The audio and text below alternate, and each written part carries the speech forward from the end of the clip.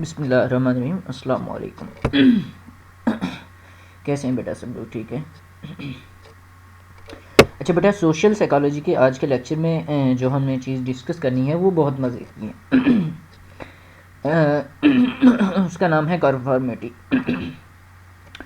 Conformity, ठीक है जी। Conformity कहते हैं, वैसे तो मुताबिकत को कहते हैं, ठीक है ना, लेकिन इसको हम थोड़ा सा हम आहंगी भी कह सकते हैं, ठीक है ना, तकलीद भी कह सकते हैं, ठीक है ना। तो इस तरह से इसको कह सकते हैं। कन्फर्मिटी बेटा क्या होती है? कन्फर्मिटी ये है कि किसी इंसान किसी इंसान का जो बिहेवियर है उसमें अगर तब्दीली पैदा हो जाती है, किसी इंसान के बिहेवियर में अगर इस वजह से तब्दीली पैदा हो जाती है, किसी दूसरे को देखने की वजह से या किसी मैसेज की वजह से अगर उसके बिहेवियर के अंदर तब्दीली पैदा हो जाती है तो उसको हम क्या कहते हैं? कन्फर्मिटी। बहुत सिंपल है। ठीक है जी। कन्फर्मिटी क्या है? अ चेंज इन बिलीव्स और behaviours that occurs as a result of presence of other peoples around us. ठीक है ना, कि दूसरे लोगों के मौजूद होने से हमारे बिलीव्स के अंदर जो फ़र्क आएगा, जो हमारे बिहेवियर्स के अंदर जो फ़र्क आएगा उसको हम क्या बोलेंगे? उसको हम बोलेंगे कन्फर्मिटी। तो ये बहुत ज़्यादा अहम भी है।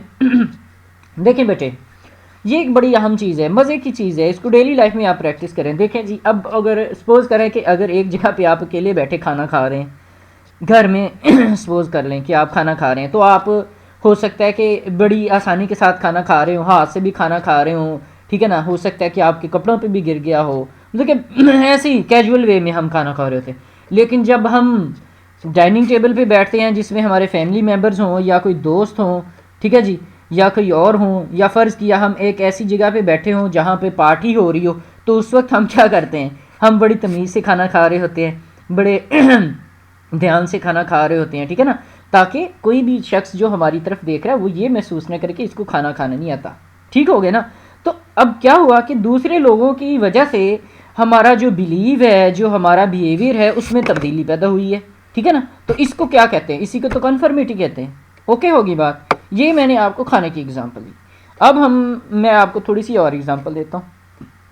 अब सपोज कर लें क्लास है जी, क्लास में आप आते हैं, आपने देखा सारे बच्चे बैठ के बातें कर रहे हैं, आप भी बातें करना शुरू कर दी।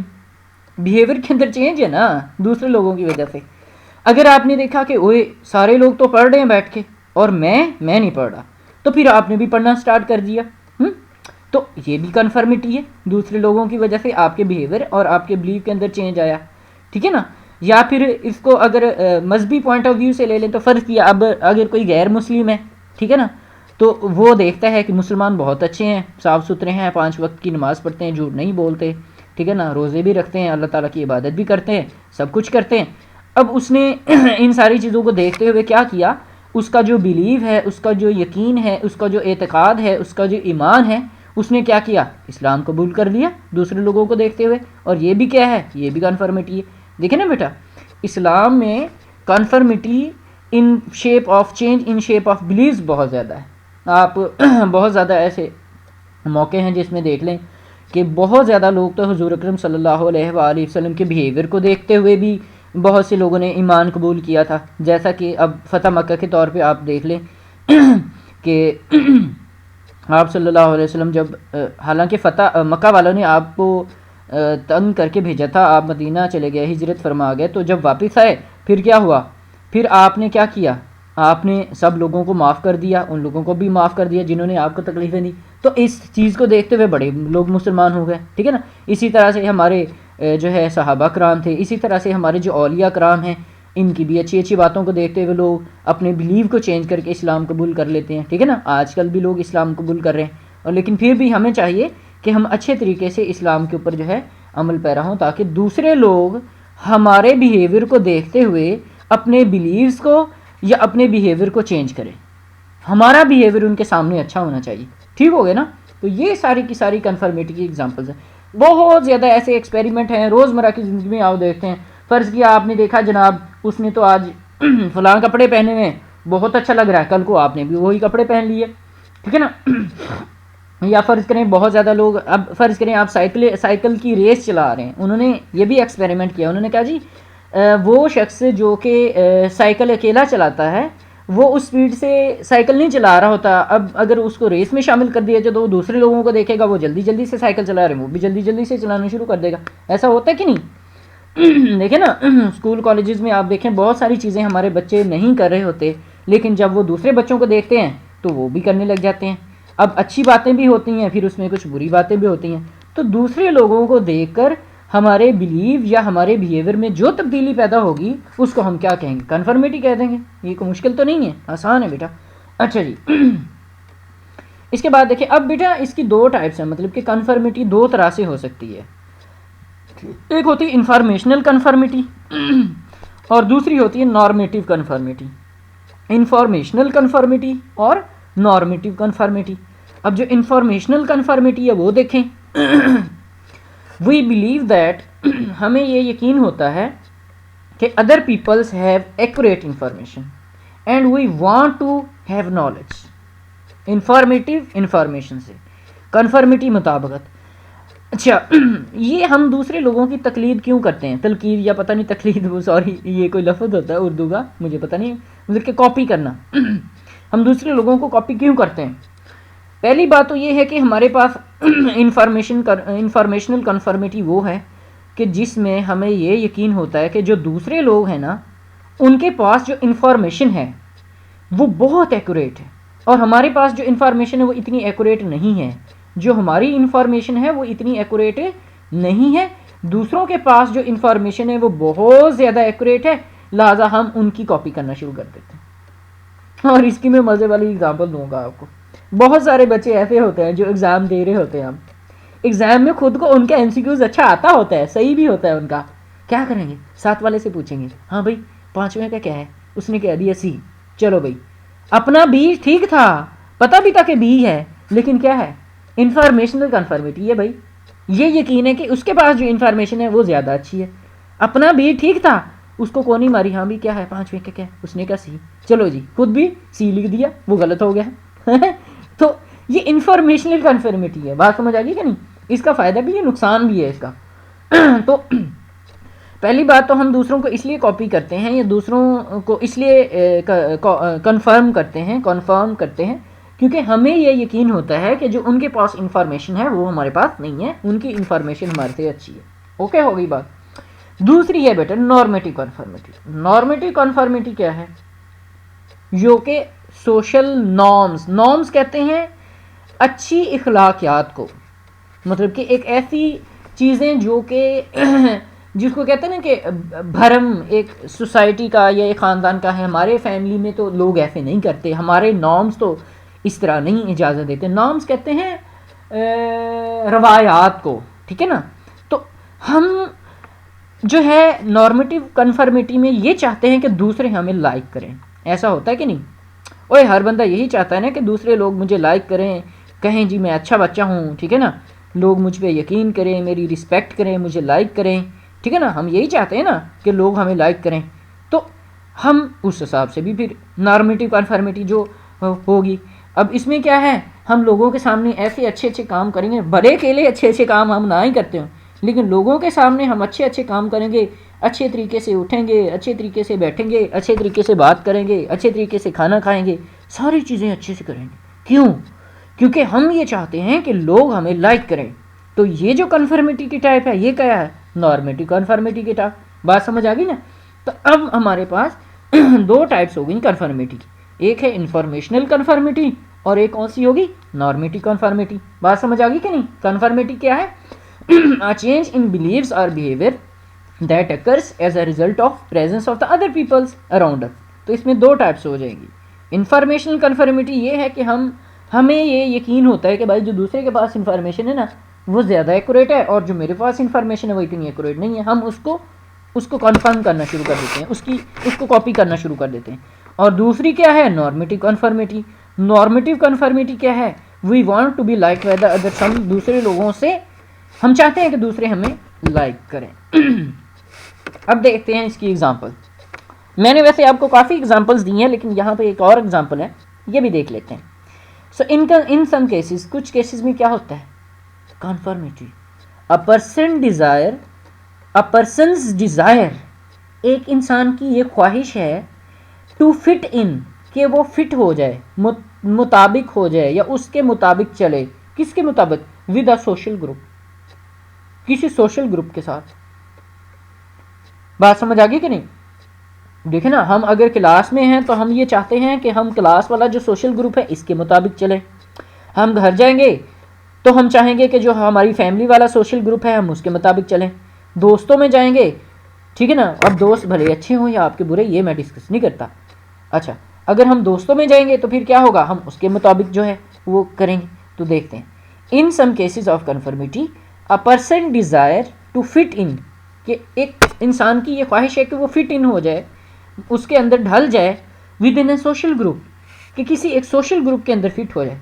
कैन इंटरफेयर, जो कि इंटरफेयर कर सकता है विद द एबिलिटी, उसकी काबिलियत के ऊपर, टू मेक द मॉरल और सेफ डिसीजन। बात समझ आ गई कि नहीं? अब वो लोगों के अंदर इसलिए फिट होना चाह रहा है कि वो एक अच्छा इंसान बन जाए और अच्छे अच्छे डिसीजन ले, ठीक है ना। तो वो उसकी जो अपनी एबिलिटी है उसको वो चीज़ इंटरफेयर कर सकती है। देखिए ज़रा इसको ज़रा गौर फरमाएं। वो कह रहा है कि कुछ केसेस में ये होता है कि एक इंसान की ये ख्वाहिश है कि वो किसी सोशल ग्रुप के अंदर एडजस्ट हो जाए। क्यों एडजस्ट हो जाए? टू मेक मॉरल और सेफ डिसीजन, क्योंकि वो भी एक अच्छे इखलाकी और बेहतरीन जो है फैसला कुन फैसले कर सके, ठीक है ना।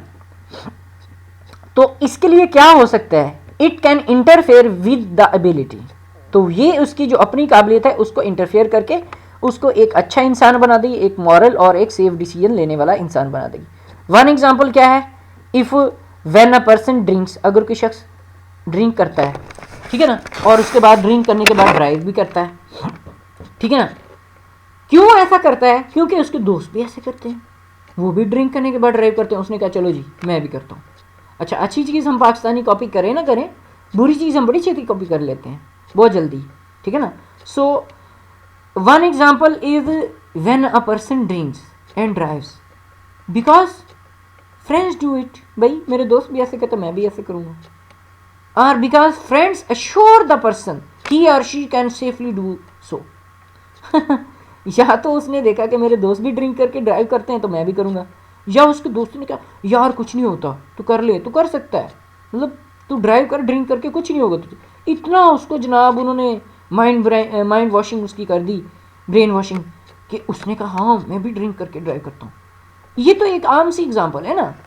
और दूसरी क्या है, देखें, अब फ़र्ज़ किया आपके दोस्त फुटा लगाते हैं, क्लास से बाहर भाग जाते हैं, लेक्चर नहीं लेते, या छुट्टी कर लीजिए, क्या आज मेरा पेट ख़राब है, आज मुझे बुखार है, छोड़ो यार आज कॉलेज क्या जाना है, फुटबॉल खेलने चलते हैं, हॉकी खेलने चलते हैं, चलो आज ना कहीं घूमने फिरने चलते हैं। क्यों किया ऐसा? क्योंकि दोस्त कर रहे थे, दोस्तों ने कहा चलो, चले मेरे साथ, कोई परवाह नहीं है कॉलेज की। हाँ, ये तो थी एक नेगेटिव बात। बेटा मैं आपकी इस तरह की एग्जाम्पल इसलिए दे रहा हूँ क्योंकि आपके माइंड में ये चीज़ें ज़्यादा है। अब पॉजिटिव वाली देता हूँ। दोस्त बैठ के पढ़ रहे हैं, अपना दिल नहीं करा के पढ़ूँ, लेकिन क्या है, देखा ओ यार सारे बैठ के पढ़ रहे हैं, टेस्ट भी है कल, खुद भी बैठ के पढ़ना शुरू कर दिया। सारे लाइब्रेरी में बैठे पढ़ रहे हैं, खुद भी बैठ के पढ़ना शुरू कर दिए। तो ये एग्जाम्पल किसकी है? ये भी कन्फर्मिटी की एग्जाम्पल है। एग्जाम्पलें बड़ी हैं रोज़मर्रा ज़िंदगी में। अब आपने भी मुझे ना, हर बच्चे ने 3-3 एग्जाम्पल्स बतानी है कन्फर्मिटी अपनी लाइफ के अंदर। अब जरा ये देख लें आप, ये जनाब 2 तस्वीरें हैं, इसमें आप ये देख सकते हैं कि ये एक रास्ता है, इसमें क्या हुआ, ये बंदी बैठी, ये भी बैठ गई इसको देख के, फिर ये भी बैठ गई। अब ये जा रही थी, ठीक है ना, इसको भी उन्होंने बिठा लिया अपने साथ। मतलब कि आपने देखा नहीं है कि अगर यार ये बड़ी एग्जांपल्स हैं, कैसे भला एक इंसान ना, आप देखें, अगर आप लोगों के सामने किसी एक जगह पे जूस पिया, जूस पीने के बाद आपने डिब्बा जो है ना वो किसी एक जगह पे फेंक दिया डिब्बा, लोग भी डिब्बा उसी जगह पे फेंकेंगे। देखा नहीं है, जहाँ एक दफ़ा कचरा लग जाए ना, वो हल्ले में, गली में या किसी पार्क के अंदर अगर कचरा लोगों ने लगाना शुरू कर दिया ना, सारे लोग अपना कचरा उठा के उसी जगह पर फेंक देंगे। ये भी कन्फर्मिटी है। हाँ, अगर एक शख्स ने अपना जो डिब्बा है या अपनी जो चीज़ें हैं वो उठा के किसी सेफ जगह पे रख दी, डस्टबिन में डाल दी, तो बहुत ज़्यादा लोग वो अपनी चीज़ें डस्टबिन में डालना शुरू कर देंगे। ऐसा है कि नहीं? ऐसा है कि नहीं? तो ये भी एग्जाम्पल किसकी है? ये भी कन्फर्मिटी की। इसी तरह से अगर आप रास्ते में कहीं बैठते हैं, फ़र्ज़ की आप पार्क है, पार्क में कोई सीढ़ियाँ हैं, अगर आप सीढ़ियों पे बैठे, हो सकता है आपको देख के कोई और शख्स भी बैठ जाए। हालांकि आपने उसको कहना नहीं है ना, आपने उसको फोर्स करना है, उसने खुद ही आपको देख कर तकलीद करनी है आपकी, ठीक है ना, कॉपी करना है, तलकीद या तकलीद, ठीक है ना। तो ये चीज़ क्या है, ये है बेटा कन्फर्मिटी। तो इसके बाद देखें जिम्बैरो था और लेपी, उसने 1991 में जो है कन्फर्मिटी को इस तरह से थोड़ा सा डिफाइन किया था। ये ज़रा उसकी डेफिनेशन देखते हैं उसने कैसे की है। A change in belief or behaviour in response to real or imagined group pressure when there is no direct request to comply with the group nor any reason to justify the behavioral change। ये बड़ी अच्छी definition है कि किसी इंसान की believe या किसी इंसान के बिहेवियर के अंदर चेंज किसके रिस्पॉन्स में, रियल या इमेजिन्ड ग्रुप प्रेशर। अब एक होता है रियल ग्रुप प्रेशर, टीचर ने आके आपसे कहा पढ़ना है, बैठ के तुम लोगों ने, भाई घर में मामा ने कहा चलो बेटा बैठ के पढ़ो, घंटा आपने पढ़ना है, ये है एक प्रेशर। ये क्या है, एक प्रेशर। इस प्रेशर के अगेंस्ट आपने रिस्पॉन्स दिया। और एक क्या है, इमेजिन्ड प्रेशर। रियल प्रेशर क्या है, किसी ने ज़बरदस्ती आपसे कहा है। और इमेजिन्ड प्रेशर क्या है, अब आपको पता है कि भाई मम्मा ने मुझे देख रही हैं, मम्मा ने अगर कहा भी नहीं है फिर भी मैं बुक उठा के बैठ के पढ़ता हूँ, ये इमेजिन्ड प्रेशर है। टीचर आ गया क्लास में, टीचर ने कहा नहीं है कि बेटा पढ़ो, लेकिन क्या है, इमेजिन्ड प्रेशर है। आपने सोचा हाय पेपर तो सर पे आ गए, मैं तो पढ़ ही नहीं ना, आपने बैठ के पढ़ना स्टार्ट कर दिया, ये क्या है, इमेजिन्ड प्रेशर है। तो किसी भी इंसान के बिलीव या किसी इंसान के बिहेवियर के अंदर जो चेंज है, किस वजह से, रियल या इमेजिन्ड ग्रुप प्रेशर की वजह से, ठीक है ना। सो वो क्या कहलाएगा, वो कहलाएगा conformity. When there is no direct request to comply the group, जबकि यहाँ पर कोई डायरेक्ट रिक्वेस्ट नहीं कर रहा आपसे कि आपने इसके अंदर अपने बिहेवियर के अंदर चेंजेस लेकर आनी है, या आप उस बिहेवियर के अंदर जो चेंज है उसको आप किसी के सामने जस्टिफाई नहीं करना, आपने खुद से कर रहे हैं, तो ये आपकी क्या क्या लगी, ये भी कन्फर्मिटी है। अच्छा जी, इसमें देखें वो कह रहा है कि at times conform, at times, आजकल के दौर में क्या है, conformity occurs in a relatively spontaneous and unconscious वे।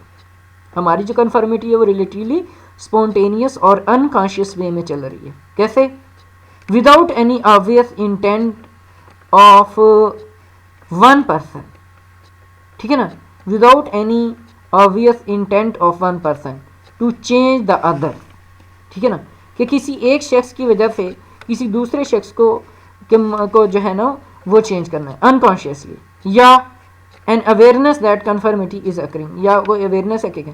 अच्छा जी, इसमें देखें रीनू और कैलग्रेन ने 1990 में जो है एक कॉलेज में जनाब उन्होंने एक्सपेरिमेंट किया, more likely to throw litter on the ground themselves. वही एग्जांपल आ गई, वो कह रहे हैं कि उसमें स्टूडेंट्स जो हैं वो किसी जगह पे कचरा फेंक देते थे प्लॉट के अंदर, जब उन्होंने देखा कि दूसरे लोग भी वहाँ पे पेपर्स, कचरा से रैपिंग वगैरह फेंक रहे हैं, तो उन्होंने भी वहाँ पे फेंक दिया। सो उन्होंने क्या ऑब्जर्व किया, found that the people unconsciously mimicked होता है बेटा कॉपी करना, तकलीद करना, जो बंदर करता है वो वाली मिमिक्रिंग होती है ना। तो ये देखें, तो वो उन्होंने कहा कि लोग अनकॉन्शियसली मिमिक्रिंग करते हैं the behaviours of the others, लोगों दूसरे लोगों के बिहेवियर्स को, such as by rubbing their faces और शेकिंग देयर फुट, मतलब कि अपने फेसेस को रब करना या अपने पाँव को हिलाना। And that mimicry was greater when the other person was at high versus low status, social status. ओए ये तो बड़ी अच्छी बात कर दी। आजकल आपने देखा नहीं है वो हर बंदा जनाब वो टिकटॉक पे एक दूसरे को कॉपी करने की कोशिश करता है, जस्ट बिकॉज ऑफ दैट कि उसको ज़्यादा लाइक्स मिल रहे हैं, वो ज़्यादा मशहूर है। हम देखते हैं कि जनाब शाहरुख खान ने इस तरह की शर्ट पहनी हुई थी, जनाब बाजार गए वहाँ से शर्ट ले आए, इवन के वैसे बाल कटवा दिए हैं जैसे उसने बात करी वैसे। जो भी हमारा आइडियल पर्सन होता है या जो भी आपसे सोशल लेवल पे या फाइनेंशियल लेवल पे जो अपर पे बैठा होता है, हम उसकी बिना पूछे बताए जनाब साहब क्या करना शुरू कर देंगे, मिमिक्रिंग करना शुरू कर देंगे, कन्फर्मिटी। हो यार अच्छा, तो ये जनाब ये फ़र्ज़ किया आप किसी को कॉपी करते हैं, कायद आज़म को कॉपी करते हैं, इलामा इकबाल को कॉपी करते हैं, या किसी भी एक ऐसे हजूर अकरम सल्लल्लाहु अलैहि वसल्लम को, वैसे तो हमें कन्फर्मिटी करनी चाहिए आप सल्लल्लाहु अलैहि वसल्लम की, कि जैसे आप सल्लल्लाहु अलैहि वसल्लम ने कहा हमने वैसे किया। देखा आपने बाल रखे हुए थे, ठीक है जी, आप नमाज़ पढ़ते थे, आप झूठ नहीं बोलते थे, तो ये एक चेंजेस है, ये है कन्फर्मिटी। सो एचएस लाइन एक्सपेरिमेंट उसने किया था। Not all conformity is passive observation, सारी की सारी जो कन्फर्मिटी है वो पैसिव ऑब्जर्वेशन नहीं है।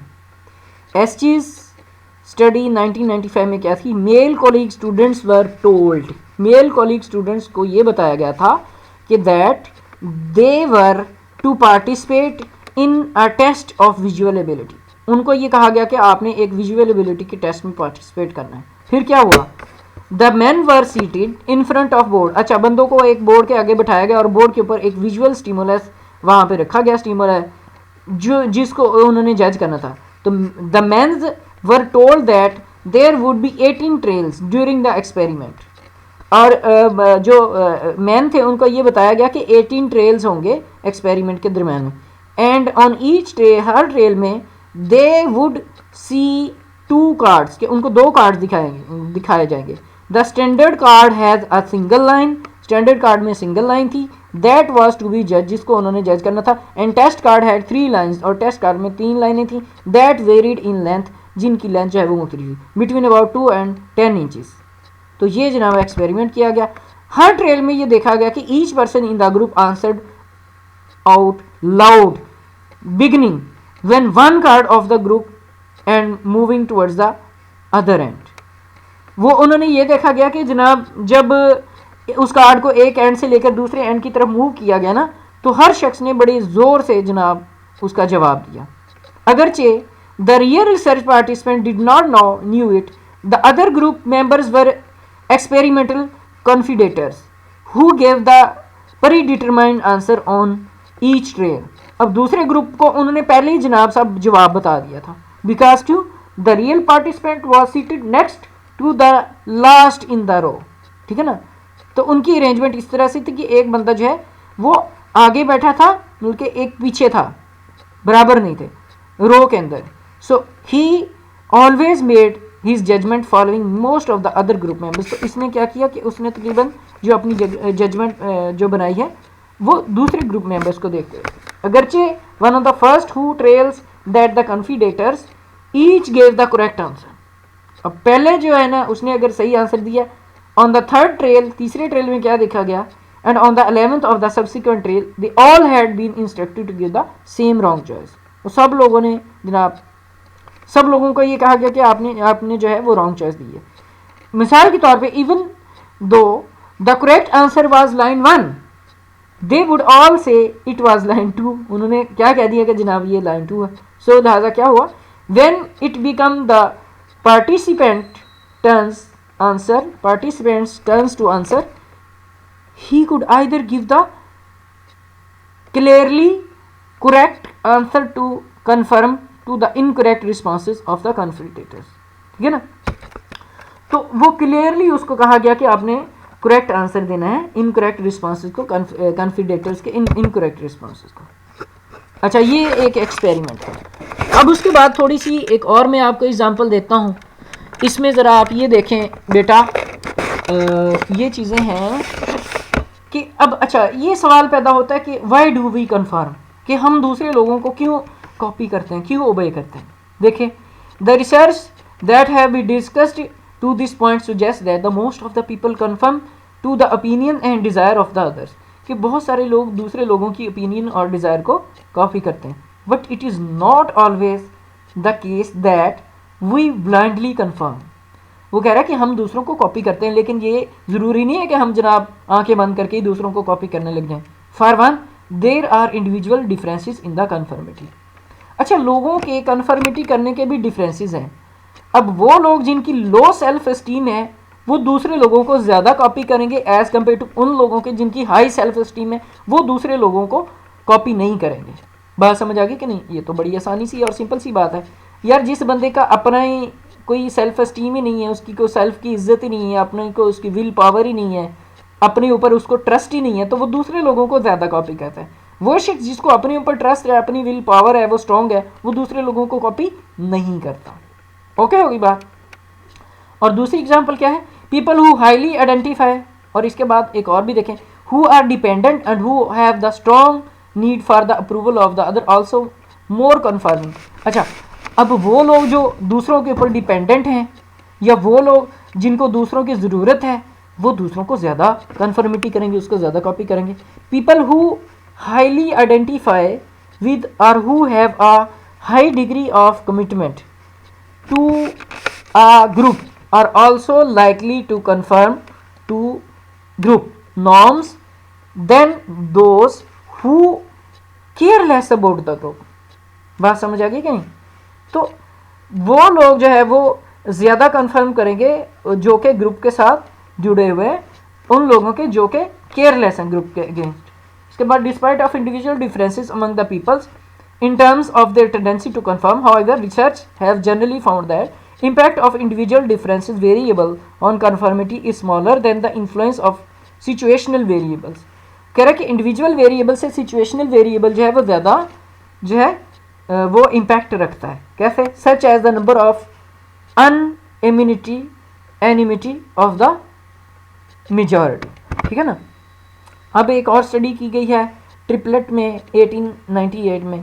उसने ये देखा कि बाईसाइकिलर रेसर जो है, अच्छा जो अकेले साइकिल चला रहे थे वो ज़्यादा तेज़ी से नहीं साइकिल चला रहे थे, जो एक ग्रुप के साथ भाग रहे थे वो ज़्यादा तेज़ी से साइकिल चला रहे थे।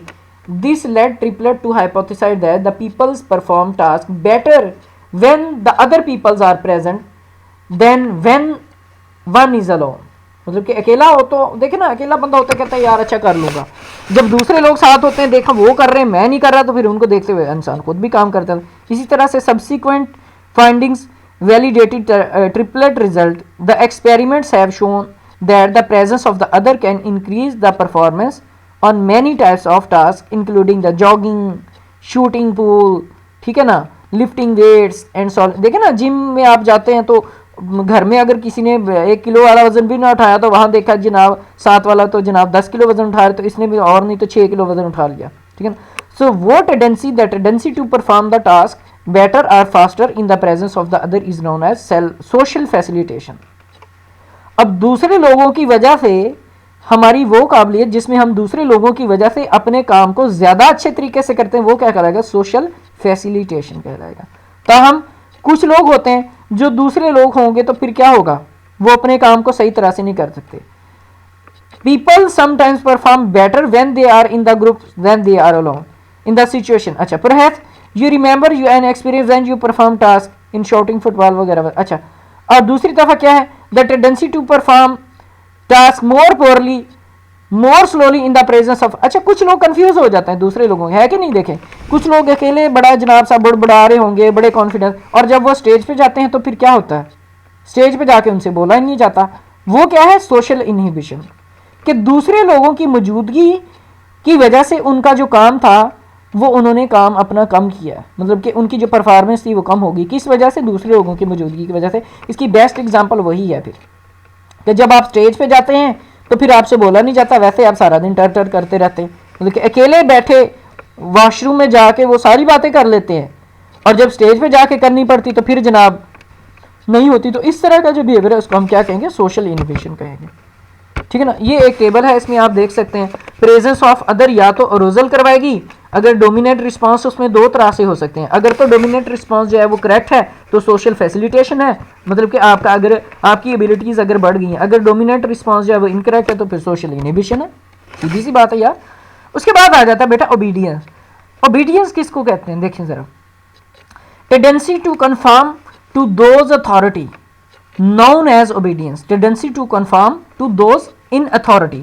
उन लोगों को कॉपी करना, उन लोगों की तकलीद करना, उन लोगों को कॉपी करना, उन लोगों की मिमिक्रिंग करना जो कि अथॉरिटी में बैठे हैं। जाहिर बात है यार, आपके टीचर हैं, जैसे उन्होंने कहा वैसे किया। HOD हैं, प्रिंसिपल हैं, आपके वालिद साहब हैं, आपके बड़े भाई हैं, आपके दादा अबू हैं, आपकी सोसाइटी में कोई अच्छे लोग हैं, कोई मतलब कि आपके वो शख्स जिसके पास अथॉरिटी है, कोई पुलिस वाला हो गया, ठीक है ना, उसको कॉपी करना क्या कहता है, ओबीडियंस। जिसको जारी बात है ओबीडियंस का मेरे ख्याल से हर बंदे को पता होगा, किसी भी अथॉरिटी वाले शख्स के आगे जो है उसकी बात को मानना क्या कहलाएगा, ओबीडियंस कहलाएगा। So known as obedience was demonstrated in a remarkable set of studies performed by the Stanley Milgram 1970। उसके बाद है जी सोशल रिएक्टेंस। अच्छा अभी आप सब में सोशल रिएक्टेंस, ओबीडियंस हो ना हो, सोशल रिएक्टेंस लाजमी होती है। अच्छा सोशल रिएक्टेंस साइकोलॉजिकल रिएक्टेंस क्या है? they may develop a strong emotional reaction that lead the peoples to resist pressure to conform, known as psychological reactance। ओए आम जुबान में इसको क्या कहते हैं बताऊं मैं तुम लोगों को? ढीठ होना। वैसे आप सब लोग हो जाते हैं, ढीठ होना मतलब कि develop a strong emotional reaction that lead the person to resist pressure to conform is known as social reactance। ढीठ हो जाना मतलब कि कोई काम है ना, वो एक साइकोलॉजिकल इफेक्ट है, नहीं मैं नहीं करना, बस मैं नहीं करूँगा, मैंने नहीं जाना, मैंने नहीं पढ़ना, मैं आपकी बात नहीं मानेगा, ये एक साइकोलॉजिकल रिएक्टेंस है। हर बात पे मैंने नहीं करना, ढीठ हो जाना, करना नहीं है, जूते पड़ गए, सब कुछ हो गया, जितना मर्जी प्रेशर पड़ गया, नहीं करना, बस नहीं पढ़ना, मैंने नहीं करना, तो ये क्या कहलाएगा? साइकोलॉजिकल रिएक्टेंस या साइकोलॉजिकल रिएक्टेंस। ठीक हो गया। तो ये दोनों उल्ट हैं। ओबीडियंस है कि किसी अथॉरिटी को की बात मानना, और साइकोलॉजिकल रिएक्टेंस है कि उसकी बात से इनकार करना, नहीं जी मैं नहीं कर रहा, जो करना कर लो है, मैं नहीं कर रहा है, जो करना कर लो है। ये क्या है? Psychological reactance. तो थैंक यू सो मच बेटा, आई होप कि आप लोगों को कन्फर्मिटी की समझ आ गई होगी। इसके साथ ही हमने ओबीडियंस और साइकोलॉजिकल रिएक्टेंस को भी डिस्कस किया है। तो एग्जांपल्स मैंने काफ़ी ज़्यादा दी हैं, आई होप कि आपको समझ आ गई होगी। अगर फिर भी समझ नहीं आई तो काइंडली आप ग्रुप में पूछ सकते हैं, और आप खुद अब हर बंदा जो है ना वो मुझे 2-2 3-3 एग्जांपल्स देगा कन्फर्मिटी। ठीक है ना? थैंक यू सो मच, अल्लाह हाफिज़।